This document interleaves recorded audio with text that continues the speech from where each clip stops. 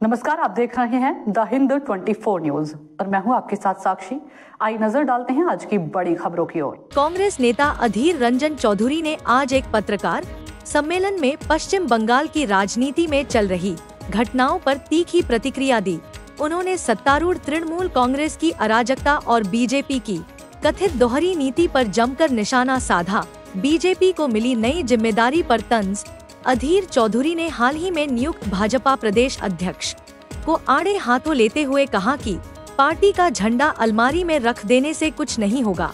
अगर तृणमूल को हराना है तो सबको एक साथ सड़कों पर उतरना होगा। बीजेपी की लाइन पर सवाल नेताजी इंडोर स्टेडियम की घटना को उठाते हुए उन्होंने कहा, एक ही मंच से एक नेता हिंदू वोटों को एकजुट करने की बात कर रहे थे और दूसरे नेता हिंदू मुसलमान सभी को साथ लेकर चलने की, तो बीजेपी की असली नीति आखिर है क्या? टीएमसी में आंतरिक कलह और अराजकता। उन्होंने कोच बिहार की गोलीकांड की घटना को भी उठाया, जिसमें तृणमूल नेता राजू डे घायल हुए। तृणमूल ने इसके लिए भाजपा को जिम्मेदार ठहराया, जबकि भाजपा ने इसे तृणमूल की आपसी गुटबाजी बताया। राजन्या हालदार का गंभीर आरोप, टीएमसी की निलंबित छात्र नेता।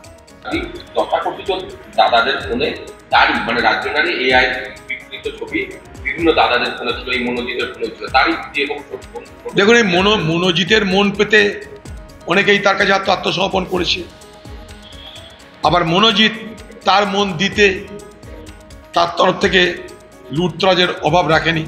আর এরকম মনোজিৎ সারা বাংলায় প্রচুর আছে। মনোজিৎ একটা ব্যতিক্রম নয়, বরং মনোজিৎ একটা সাধারণ একটা ব্যক্তি যারা তৃণমূল দলের এই কাজই করে।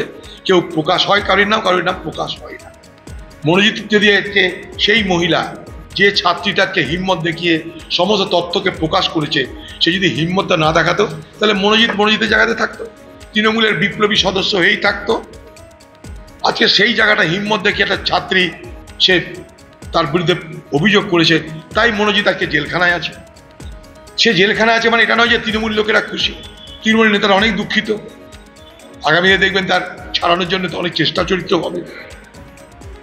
আর নিজে পশ্চিমবঙ্গের মুখ্যমন্ত্রী আজকে দিল্লিতে একই মঞ্চ থেকে বিরোধী দলনেতা এবং সত্য বিজেপির সভাপতি বক্তব্য আলাদা।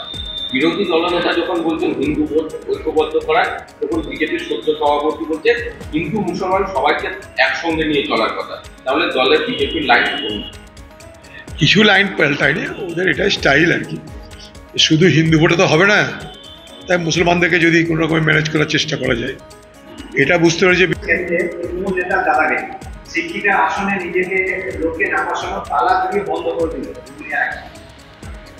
এটাই তৃণমূল।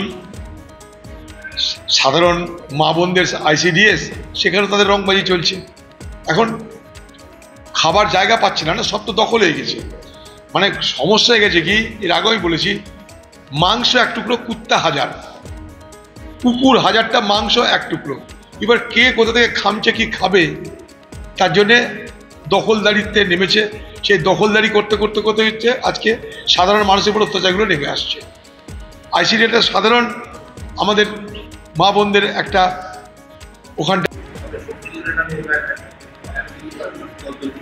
দেখুন, তামান্নার বাড়িতে সঙ্গে গেছিলাম, তার মায়ের বক্তব্য, অপরাধীরা সব ঘুরে বেড়াচ্ছে, তারা আতঙ্কে আছে। তাদের প্রথম বক্তব্য ছিল, আমরা স্থানীয় পুলিশের ভরসা রেখেছিলাম, ভরসা আমাদের হারিয়ে যাচ্ছে, তার জন্য আমাদেরকে অন্য ব্যবস্থা করতে হবে। সেখানকার পুলিশ প্রথমে তামান্নার হত্যাকাণ্ডটাকে ঘুরিয়ে দেওয়ার চেষ্টা করেছিল।